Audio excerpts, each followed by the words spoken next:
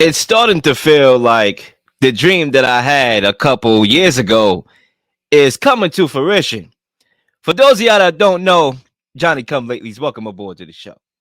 I had a dream a couple years ago, and you know what's crazy? I'm from that old school branch, right? Even though I'm young, I got that old school in me. And one thing about old school heads, we like to tell the same story over and over again. So we make sure that you know that it happened and you remember it. And that's exactly what I'm going to do right now. Remember that dream that I had about Tom Brady potentially becoming an Oakland Raider? That was years ago. And when he went to Tampa, this was before his free agency, and he left New England. I had that dream. Then he went to Tampa. I'm saying to myself, wait, hold up. Lil, you losing something, bro. You losing that power that you have there. Lil Shadamas, I'm not sure if I can call you that anymore because he went to Tampa. But now I am starting to see the chess moves and everything opening up for my dream to become a reality. Okay. Derek Carr just got the hammer. He just got benched. Tom Brady's going to be a free agent. You see how everything is aligning? Maybe I am the little Shadamas. Maybe I just am. Maybe it's not me coming on this air just calling myself that because I want to be fly. Maybe I am that guy. But at the end of the day, we're going to find out real soon. Okay, that Lil Shadamas was on point with his take. Speaking about Derek Carr, Zay, I'm gonna get you started here early. I'm gonna pass the rock to you here early to get your shot off. Did Josh McDaniels scapegoat Derek Carr? I absolutely believe that he did scapegoat Derek Carr. We all know, or at least history has shown us that Josh McDaniels has one of the most difficult playbooks in all of football and probably in football history. People cannot grasp his understanding, but it's ironic because John Gruden was also uh, a person who was told that his playbook is very complex. People can't grasp it right away. Quarterbacks can't understand his playbook. So it's ironic how both these coaches wind up being the head coach for the Las Vegas Raiders. I think he did use Derek Carr as a scapegoat for the failed season, but Derek Carr hasn't been great his past couple years. We all know he had potential. He has promise to be one of the best quarterbacks in the football. I believe at one point he was a top 5, top 4 MVP candidate in the NFL at one particular time, I think a couple years ago. But Derek Carr is a person who everyone has said has yet to reach his potential of what he could be to lead a football team to the promised land, to lead a team to a Super Bowl because his talent says he can. But for whatever reason, he hasn't gotten there yet. And despite whatever the Raiders were able to put on his offense for him, or haven't put on an offense for him, to say the least. I think I'll talk about that more in the second lap. But I'll say that Josh McDaniels, this is his second go around as a head coach. He got that seal of approval from Tom Brady to be the head coach for the team. The only quarterback I guess, in his time that was able to grasp the playbook, to play well, to take the team to the promised land and win championships. So I think, he did use Derek Carr as that scapegoat personally. It's unfortunate that Derek Carr had to face that kind of scrutiny with McDaniels, but he's been facing it his entire career almost. And I think this is like the nail in the coffin for him being a Las Vegas Raider. Yeah, I mean, look, I'm gonna agree here. He did get. I don't even call it scapegoated. It wasn't nothing about that. He got sacrificed by Josh McDaniels. Okay, how about we use that word? The same thing that Bill Belichick did when he sacrificed Brady. Okay, for his legacy. You see, you got to realize how people work. Who was on the hot seat? Okay, Josh McDaniels was. He was on the hot seat. At least so we thought. And he sacrificed Derek Carr so he could remain the coach of this team, so he can be the magnet that attracts Brady over there. That's the reason why I still think he's there to get Brady, right? Mark Davis, get me Tom Brady. Okay, and it makes sense. Tom Brady and Josh McDaniels, 16 years together in the NFL, him being his offensive coordinator, him being promising of Josh McDaniels.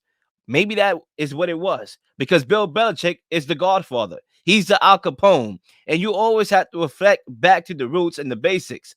Where has Josh McDaniels came from? Who has he learned from? The guy, the godfather, the guy that's not afraid to slit your throat.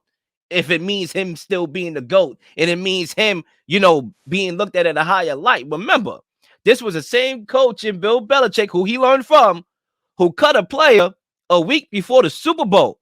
A week before the Super Bowl, the player got a haircut. Okay, a Super Bowl haircut. Bill Belichick said, you know what? What you got that haircut for, bro? Who you looking good for, bro? It ain't for prime time because you ain't playing. You cut. Okay, that's Bill Belichick's motto. pay or release people before they're due to get paid. Get all people before they age. And it's all about the contract here with Derek Carr. They don't want to pay him that money. They don't want to risk him getting hurt. So they can't get off that contract. So that's what this is about. And it's about Josh McDaniels saving his job and sacrificing Derek Carr in the process. And it's very, very disrespectful. The morale is missing in all this. Because you know what? I'm a guy, I understand the business side. I'm a sports fan. Okay, I'm a sports fan. I understand the X's and O's. I understand the business.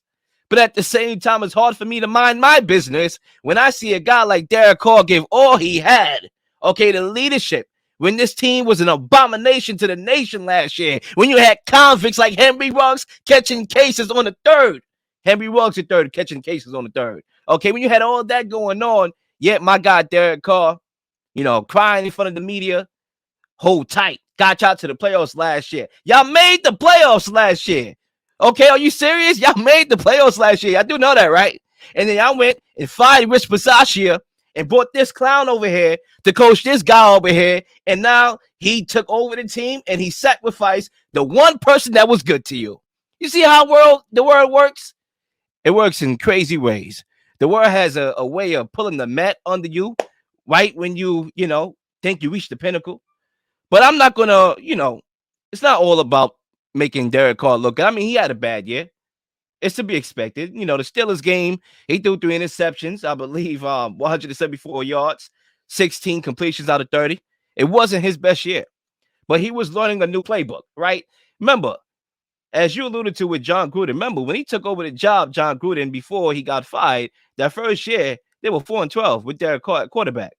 It was the second year where he was like an MVP-esque type of candidate. So it is what it is. This is what we have.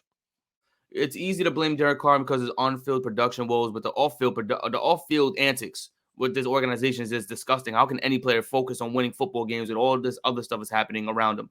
Especially against the Raiders and Patriots, you had brawls happening outside the game and all this stuff. Like, it's too much. Like, what the hell's going on? You want this reputation of this bad boy Raiders or whatever the hell it is, and it's just terrible because you're not winning football games. So you just look terrible. It's not even bad boys, no, it's terrible Raiders. So I don't even know what the hell is happening over there, but it's unfortunate that Derek Carr, as he's not playing well, is being the face of just mediocrity.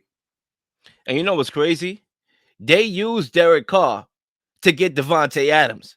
That's the crazy part about this. They use him to get Devontae Adams. Thank you for the best wide receiver in the league, even though that's Justin Jefferson now. But at the time, still top 3, right? Thank you. Okay, but you're out of here. Like, it's crazy. It's really crazy to me. But, one could argue from a contract perspective, that was their way out. Josh McDaniels is not the guy who drafted Derek Carr, nor he was the guy that coached him prior to this year. Okay, so, maybe he feels that he can find another guy to work his system and operate his complexity of a system that is his system. So we'll see if that's the case and if he, proves for the first time ever that he can be a legitimate head coach and not a coordinator only. We'll see.